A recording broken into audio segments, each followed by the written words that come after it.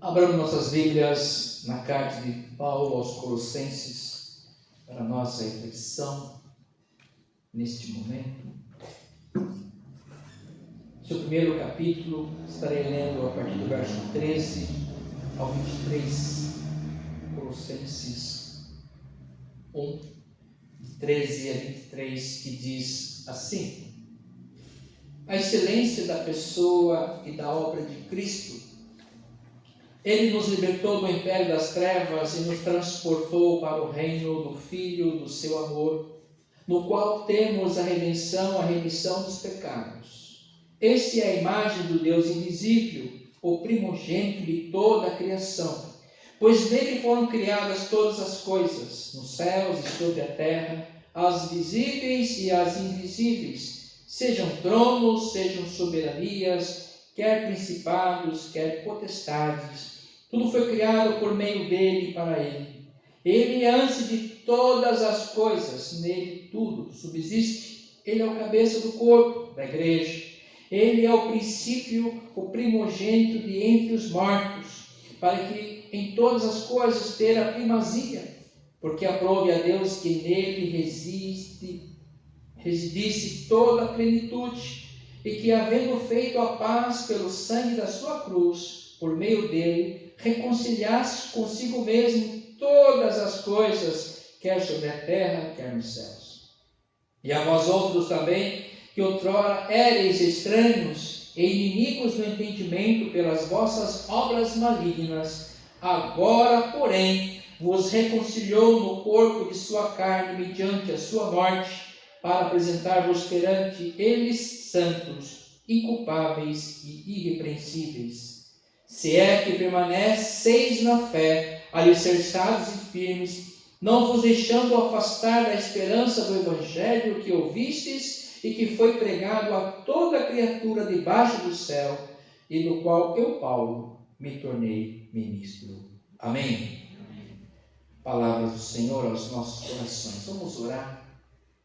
Pai querido, Pai eterno, te somos gratos por esta hora em que o Senhor nos reuniu nesse santuário, casa de oração de todos os povos, para juntos meditarmos nessa palavra maravilhosa, poderosa, excelsa palavra, que ela venha de encontro ao nosso coração para nos tocar, para nos alimentar, para nos transformar, para nos aumentar a fé e dar uma visão diferente daquilo que nós temos tido, a visão tua, ó Deus, para que possamos perceber a tua ação em nós e através de nós. Obrigado, Pai, por essa hora.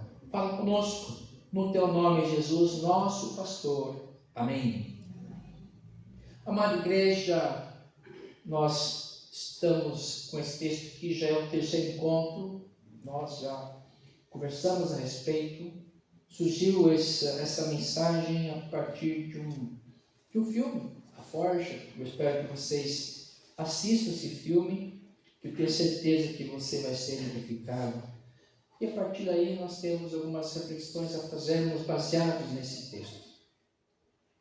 E se for colocar no título, é a excelência da vida, aquilo que permeia a vida de cada um de nós, daqueles que se encontram, daqueles que se encontraram com Cristo, buscaram viver uma vida de excelência diante do Deus que é vivo e presente, um Deus que está conosco, um Deus que caminha com o seu povo ainda hoje. Claro que de uma forma diferenciada, porque Jesus veio, morreu por nós, nos separou para o louvor do teu nome, nos colocou das trevas na sua maravilhosa luz. E hoje podemos caminhar como igreja de Cristo, libertada por Cristo, no qual Ele é o cabeça dessa igreja, e vivermos segundo a sua vontade em meio a uma sociedade ainda um tanto quanto perdida. Então, cabe a nós olharmos à luz da sua palavra, à luz do seu coração, dos seus olhares, trabalharmos em função do seu nome, da sua grande obra. Igreja, você, mesmo diante de toda essa concepção, dessa certeza, dessa convicção de que Deus caminha conosco, às vezes nos abatemos diante de algumas inseguranças, alguns desafios. Com certeza você em algum momento já se sentiu muito inseguro. Aliás, no nosso tempo, hoje, isso é uma constante. Vivemos um mundo violento, um mundo em que nós temos em várias áreas da nossa vida algumas inseguranças, né? Mesmo nós brasileiros temos essa insegurança em muitas áreas. Agora imagine se nós pensarmos no povo russo, no povo ucraniano, no israelense, no palestino, no libanês, no venezuelano, no etíope, no haitiano, enfim. Em muitos países que o confronto, que a violência, que a guerra é uma constante, permanente, todos os dias. Imaginem se nós fôssemos desses países, o quanto de inseguros nós não nos sentiríamos. A cada dia vemos ataques sendo feitos a algumas cidades, prédios destruídos, pessoas sendo ceifadas, mortas, pessoas morrendo, pessoas sendo mutiladas, afligidas, violentadas. Ou seja, e é o mundo de hoje. E ainda só não anunciaram, nós estamos vivendo a grande guerra, no caso a terceira guerra, a guerra constante. E nós ainda aqui no Brasil ainda nos sentimos inseguros em muitos aspectos. Por quê? Porque ainda nós não vivemos sobre a graça de Deus no todo. É um desafio enorme de nós, enquanto igreja, olharmos para a sociedade e percebermos a nossa atuação como deve ser. E é por isso que essa mensagem também é fruto daquele filme que eu vos disse, que nos leva a pensar a nossa atuação em nossa sociedade, em nossa família, em nossa vida como crentes. A gente tem que refletir isso à luz do Espírito Santo que continua falando conosco. Não é concebível nós, como igreja de Cristo, portadores do Espírito Santo de Deus, ficarmos acomodados nos nossos pensamentos, nos nossos projetos pessoais, apenas pessoais, e vivermos a vida, deixarmos a vida levar os anos após anos, e nós não produzimos aquilo que Deus queria produzir através de nós.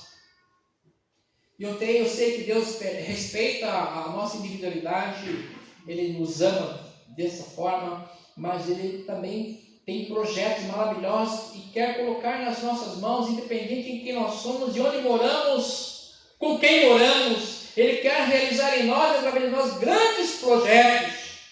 Nós temos visto isso registrado na sua palavra, desde o Gênesis ao Apocalipse, o quanto Ele tem feito na vida de quem? Do povo, de pessoas simples como nós, pessoas que Ele chama e prepara e capacita para a sua obra. Um Deus que do nada Ele faz tudo, das trevas Ele põe a sua luz. E aí Ele quer que nós vivamos em excelência, em todos os sentidos. Ele quer que nós usemos o nosso tempo com excelência. E vamos refletir então um pouquinho à luz dessa palavra. O apóstolo Paulo, ele se viu ameaçado em muitos aspectos. E ele pregava a sua fé. Antes de encontrar com Cristo, não era a doutrina de Cristo. E ele se viu ameaçado com a pregação do Evangelho quando ele era Saulo. Até ele se encontrar com Cristo, ele repudiava o Evangelho.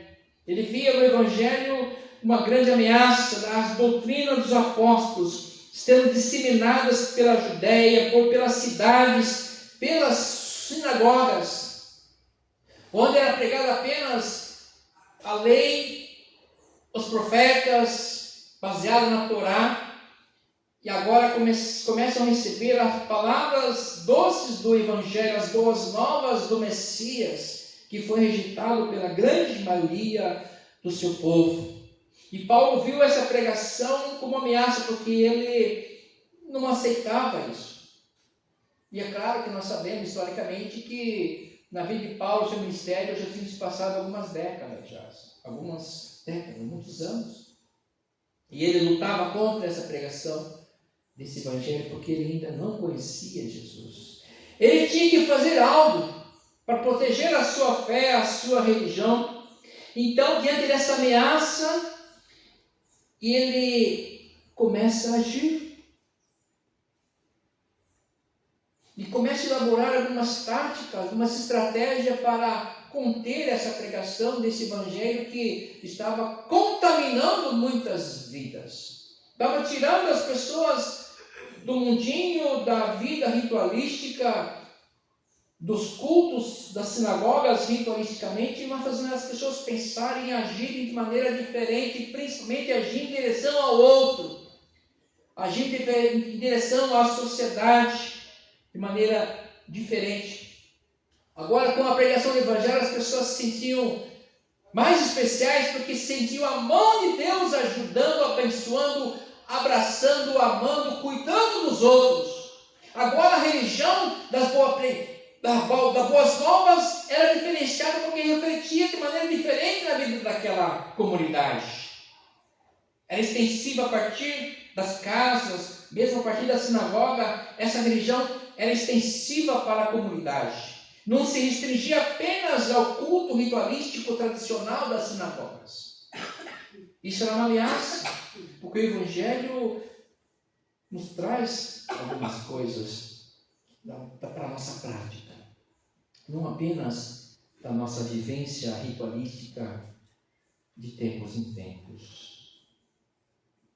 Muita gente está arriscando sua vida em manter-se fiel às ideologias, às crenças das denominações, das tradições que não passam às vezes de clubes, instituições registradas. Saulo estava preso a tradições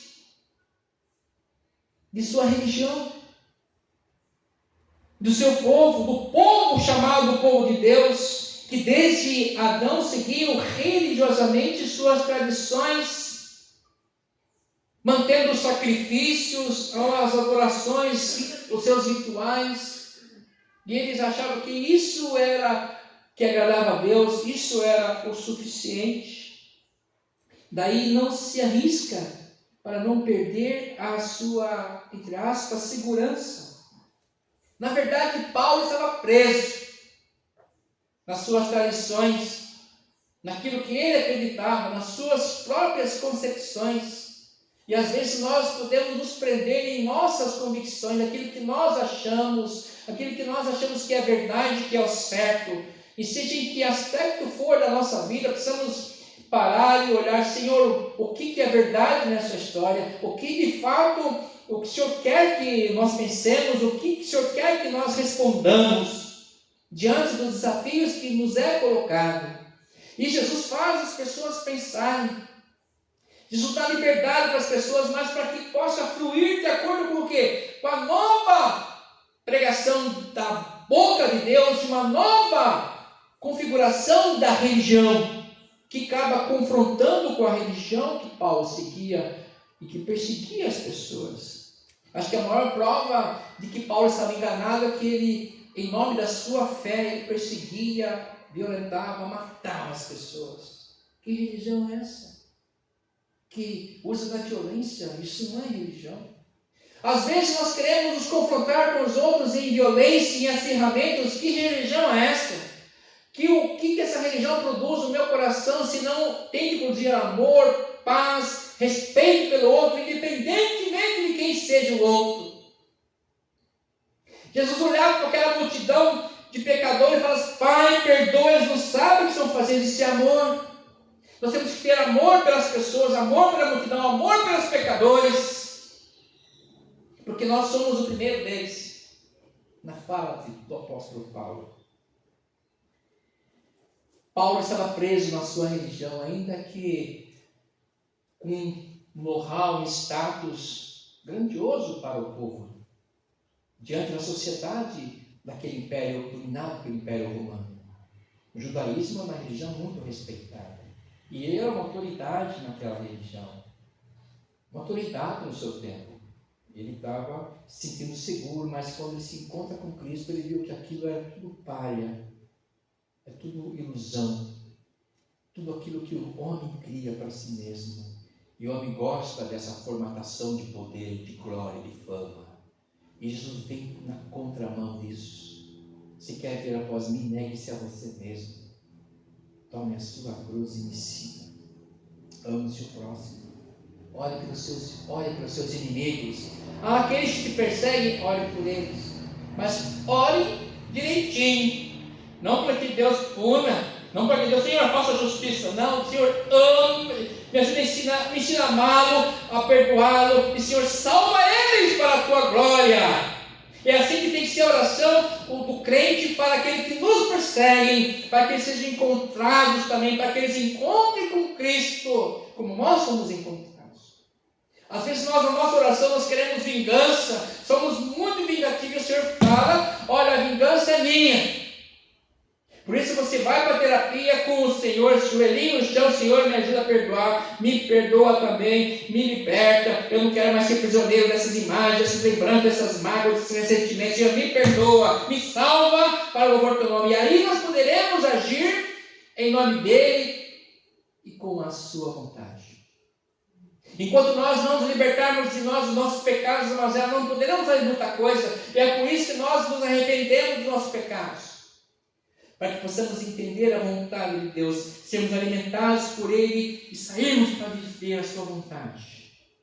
Por isso que Paulo mais tarde vai dizer, eu sou prisioneiro de Cristo, não mais da minha religião, da minha religiosidade, da minha forma de religião. Não, porque pastor, eu vou na igreja, sim, gosto, legal, mas eu gosto de viver assim, assado. Você está preso na conformidade da sua mente, daquilo que a sociedade nem condena. Nossa, você é legal, você é crente, mas você vive assim, né? Joia, tem liberdade. Liberdade. Liberdade é aquilo que o diabo está plantando na cabeça de toda a sociedade. Para que cada um viva conforme os seus princípios, os seus pensamentos. E isso está enchendo o inferno. E o amor de Deus não está aí.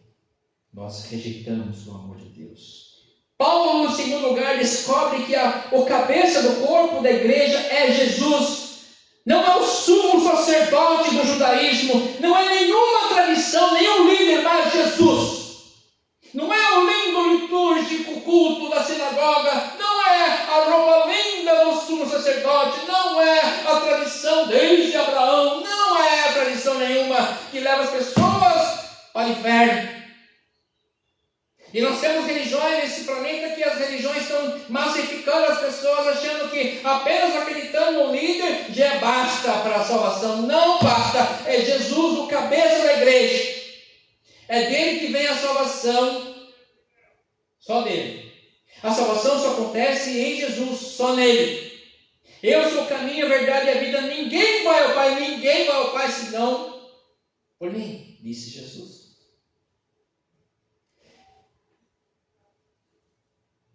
O próprio povo de Deus se ligava aos profetas, aos sacerdotes do passado, quase que numa adoração a personalidades, e praticavam a idolatria de Moisés, de Elias, Davi, Jacó, e Pedro e outros tantos.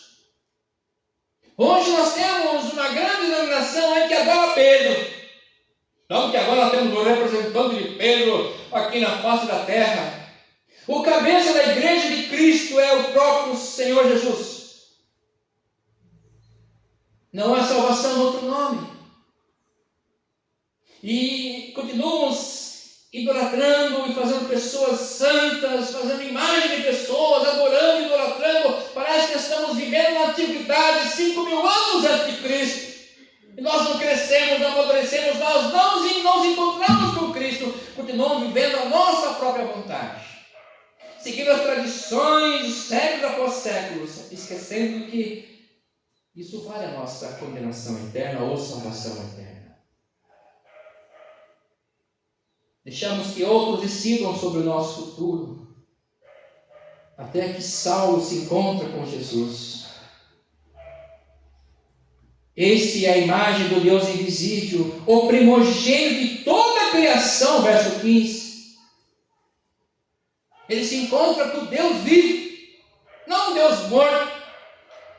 O primogênito de toda a criação. O cabeça, a direção para tudo. E ele vem e começa a pontuar. E Jesus é aquele que ensina e que faz. Não apenas aquele que fala, aquele que faz, que age. É aquele que pratica. E é por isso que Jesus se encarnou, Deus encarnado. Porque nosso Deus é aquele que faz. E Ele quer fazer hoje através de mim e de você. Ele quer agir hoje através de cada um de nós. Ele quer nos empoderar. O seu poder, com a sua graça. Só que é diferente. Ninguém vai aqui ficar famoso, vai ficar botar a mão e fazer isso. Não, o poder de Cristo é outro. É poder ser resiliente, amável, perdoador, pacificador. Esse é o empoderamento do Espírito Santo. Aquele que perdoa a todos, aquele que vira outra face, aquele que entrega tudo no altar do Senhor, aquele que quer a prosperidade que vem da mão de Deus.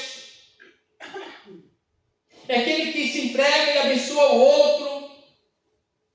É aquele que se doa em favor do outro. É aquele que vive a verdadeira religião, que é abençoar os órfãos e as viúvas nas suas necessidades e guardar-se da corrupção do mundo. Esta é a verdadeira religião.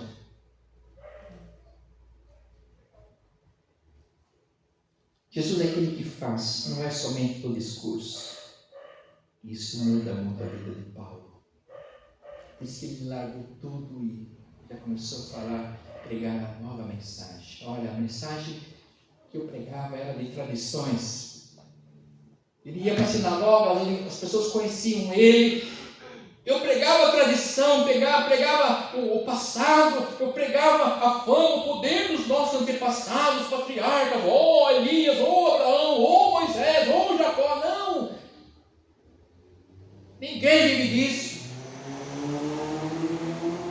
Mas eu encontrei com Cristo, o Deus vivo, o primogênito de toda a criação. Eu estava enganado. Apesar de toda a minha sabedoria, ciência, eu estava enganado. Quantas besteiras eu fiz, quantas violências eu pratiquei. Em terceiro aspecto, o apóstolo Paulo tem um encontro com a vida plena em Jesus, pois ele sabia que Jesus havia sido morto. Aquele que tinha morrido aparece para ele. Então ele teve que reconstruir suas ideologias, sua mente, a sua história. Ele se encontra com o morto. O morto se encontrando com o morto que tinha ressuscitado. E aí acontece a vida na vida de Saulo. E aí, naquele momento, ele ressuscitou para uma nova vida. Porque nós só vamos ressuscitar para uma nova vida quando nós nos encontrarmos com Cristo. Nada diferente disso. Nós só vamos ter uma vida diferente, de vida plena mesmo, espiritualmente falando, quando nós nos encontrarmos com Jesus. Não apenas vivendo no mundinho do sonho da religião, mas quando nos encontrarmos com Ele verdadeiramente, porque Ele fala, eu sou o caminho, a verdade e a vida, porque a partir do meu encontro com Ele terá a vida. Não ficaremos mais nos rastejando por nossos dileminhas, probleminhas. Não! Nós viveremos agora para glorificar a Deus, independentemente da nossa situação, do nosso presente. Independente da nossa condição.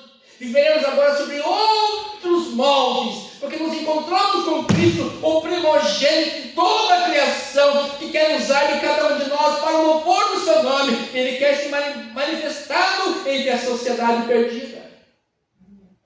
E nós ficamos lutando, às vezes, aqui, para termos um culto mais alegre. Não é isso que importa. O que importa é que Jesus seja pregado, e as pessoas sejam tocadas, e as pessoas se encontrem com Cristo, como Paulo se encontrou, e se tornem eleitos do Cristo vivo. Para que não sejam mais reprovados. E a vida aconteceu, pois naquele momento em que é o que ocorre a conversão de Paulo, a vida emerge de Jesus a ele, a Saulo.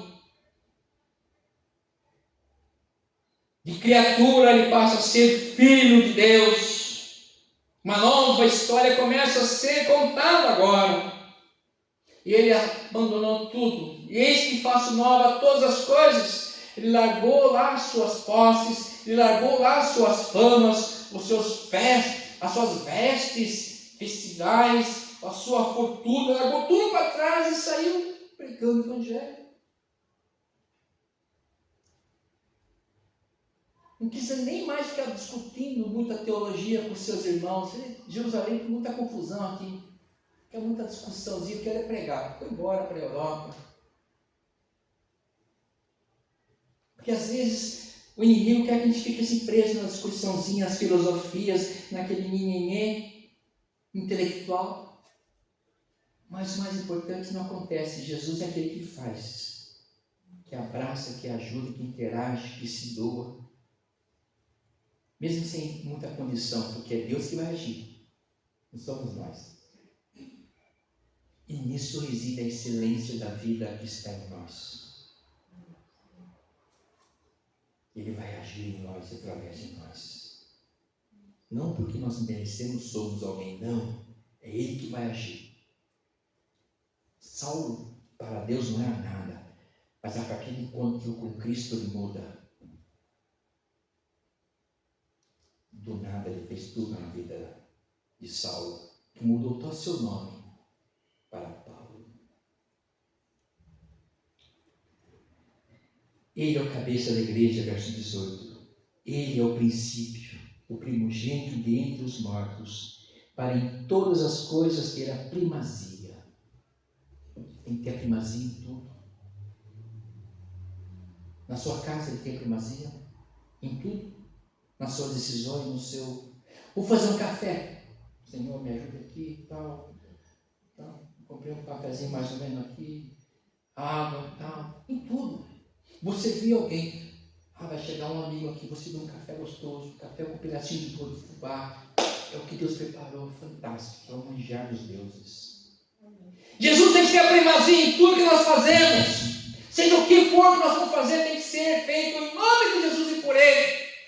Vou estudar com meus colegas da faculdade, no colégio, e Jesus vai estar ali no meio, nos abençoando nessa comunhão, nessa interação. Nós somos instrumento de Deus, aonde nós agimos, na cozinha da minha casa, na sala da minha casa, na rua com os meus vizinhos. É difícil, né? Mas a gente vai conversar sobre o amor de Deus. Jesus é aquele que faz, aquele que conversa. Ele não ficava preso nos guetos, só com aqueles grupinhos religiosos só. Não, ele ia onde ele precisava ser ouvido.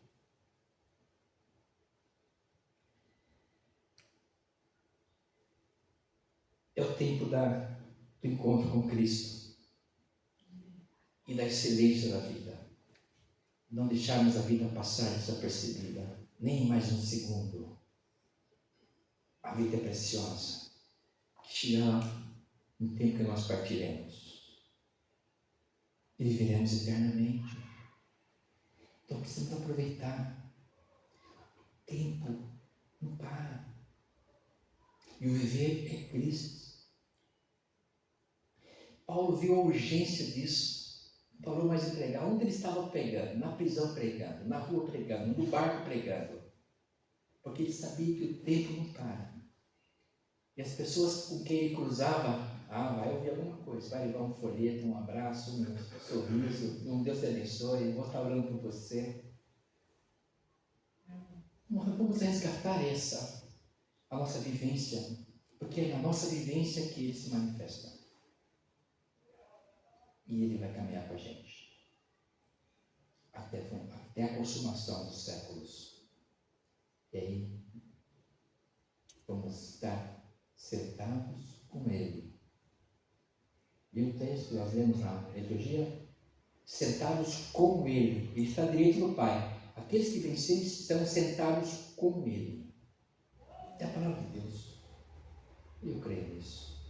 Que Deus nos abençoe, nos fortaleça e nos alimente a cada dia. Amém. Vamos louvar a Deus com o hino 2, 3, 4, chuvas e bênçãos teremos.